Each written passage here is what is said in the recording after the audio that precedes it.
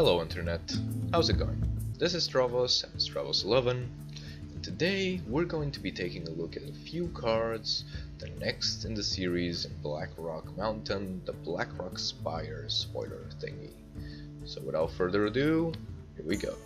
First off we have Dragon Egg. It's a neutral 1 mana minion, it's a 0/2, it reads, whenever this minion takes damage, summon a 1/1 whelp. Okay, so the stats for this card are largely irrelevant. The effect is what really matters, right? So we're going to compare it, obviously, I think, to Nerubian Egg. I think Nerubian Egg is just straight up better. I don't think it compares. So I know this card has the potential of just summoning a lot of whelps. It doesn't just summon a 4/4, it could potentially summon 7 2/1s, and it costs 1 less mana, of course. So it synergizes really well with buffs, and there's another upcoming card that will synergize really well with buffs. I don't think it's that good. I've heard some people say that this is a very good card, that it's gonna be very good in Zoo with a lot of buffs and a lot of things, but honestly, are you gonna play this on turn 1 instead of a Leper Gnome? It's just kind of a delayed Leper Gnome anyway. Why not just play the Leper Gnome first, and the one that has an effect that deals 2 damage to your opponent's face instead of nothing? It might see some play in Zoo. I mean, yes, you could see playing this, your opponent ignores it, then you play a Defender of Argus on some turn and you kill like a 2/1, and your opponent has to attack into it and has to kill it, and then you have a 2/1 left. Really? Is that the best that a 1-drop can do? Obviously you can like Blessing of Kings it and buff it, or actually you can play it in a warrior deck and you can like Whirlwind and Rampage. And by the way, just so I'm clear, I don't think that the combo warrior deck is terrible.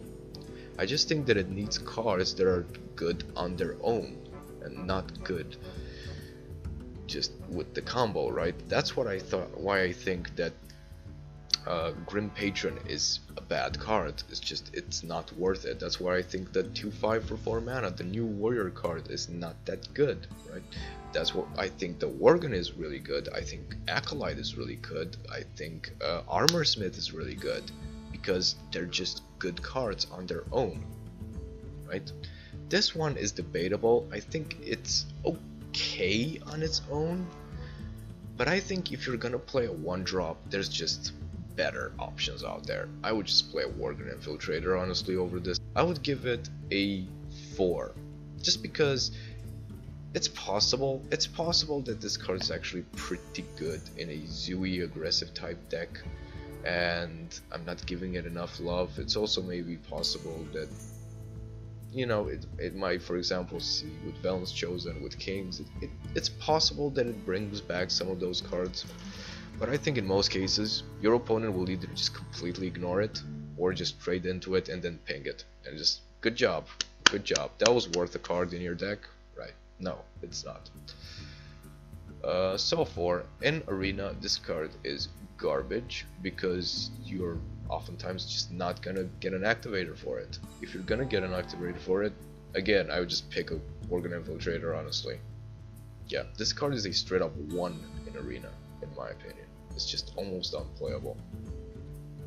As far as style points go, well, Leroy Jenkins and the whole video, and it's a thing. It's reference here.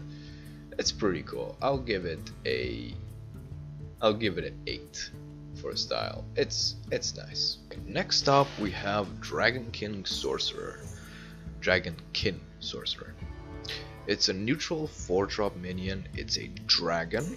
It has 3/5 stats. It reads, whenever you target this minion with a spell, gain +1/+1.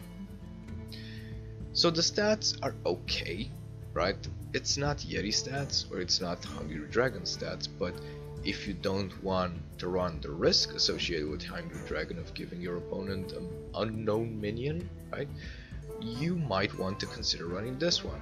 It has Violet Teacher or Senjin Shieldmaster stats, which is good. They're good stats. You should probably consider it a little bit above average in terms of stats. It has a beneficial effect, but in my opinion this effect is super underwhelming. Like, it's basically nothing in my opinion. I think if you're gonna play this card, it's because you want a dragon in your deck that you want to maybe play on turn 4. That's the reason for it. This only works with a buff, so Blessing of Kings, Velen's Chosen, that kind of stuff. Or powered shield in Priest. This is probably significant in Priest because you could just powered shield this and it's basically getting +1/+3.